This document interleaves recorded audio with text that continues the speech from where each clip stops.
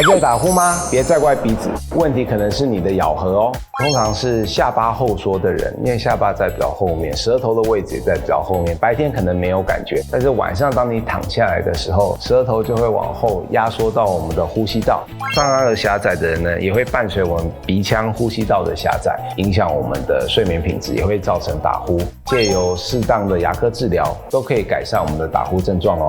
晚安，我是何医师，欢迎在底下留言分享你最近的睡眠体验哦。